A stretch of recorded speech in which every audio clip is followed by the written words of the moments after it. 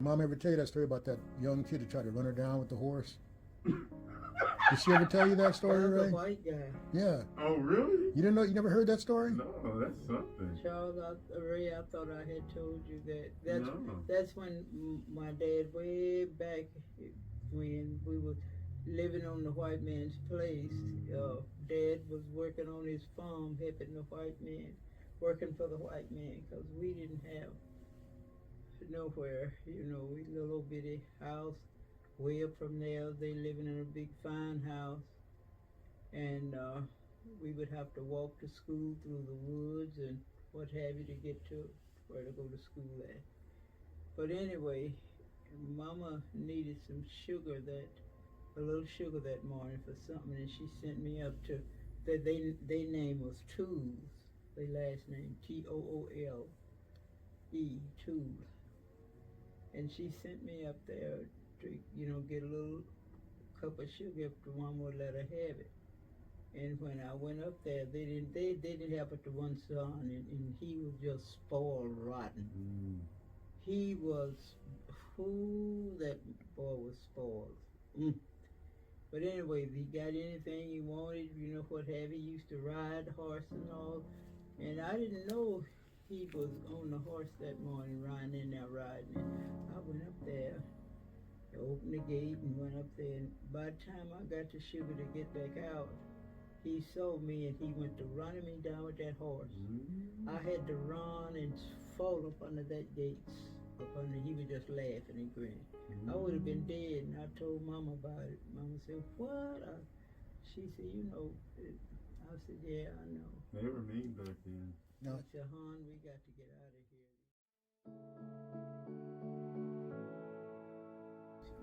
Was that the same one who you guys left from working for with Dutch or something like that? Or the one that when you guys snuck out at night to leave? That's the same man. Same man. That's the same. Well, what it was, my dad and my mom let Ruth.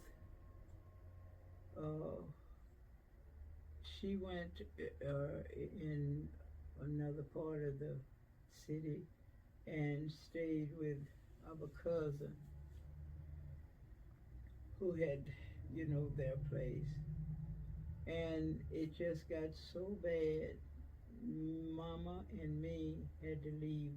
We had to slip away. Papa and them had to help us slip away and go to my cousin's house. My cousin was really nice, and she kept all over the West.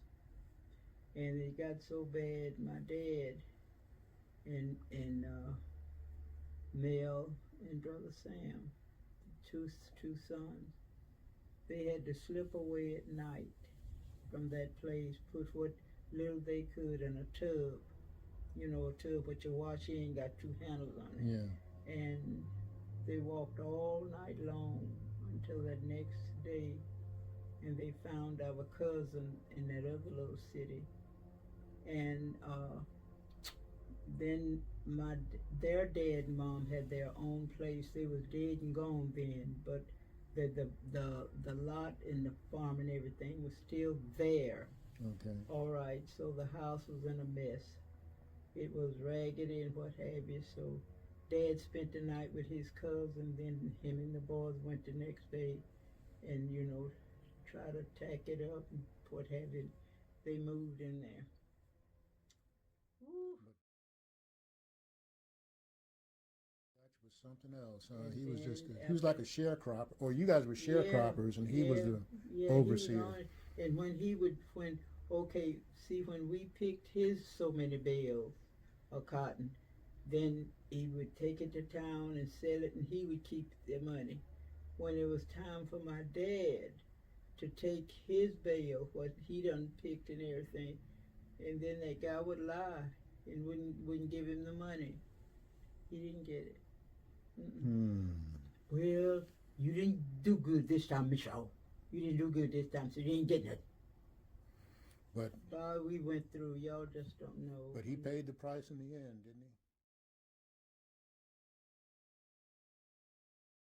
Dutch? You said he wound up selling cordwood or something, or Yes. because nobody yes. wanted to work Years for him. later, Oh, really? after You never told Ray this? After me and after my dad and them we had moved from the country and moved to the city, and my dad was dead then. Mom moved to the city, and Brother Sam was in the service, and Brother Sam would send Mama a allotment. That's what they called it then. She would get a check every month from the army, from the service.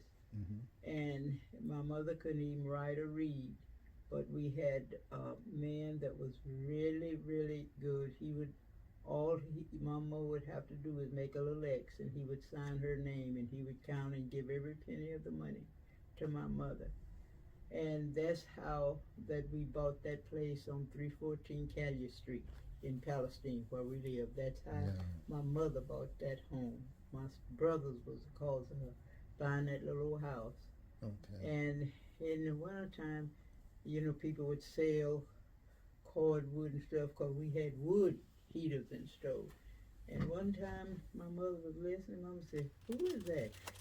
Get up!" He had the wood on the wagon, just this white man. Cordwood, cordwood. Mama said, "That's Mr. Toole." Mm-hmm. Doing his own work. Yeah. Because nobody would work for him after that. Wow. And his son. He was that I don't mean. know whether honey, Well, those white people was something. even some when- of them, all of them wasn't like that, but Mhm. some of them was really. but that even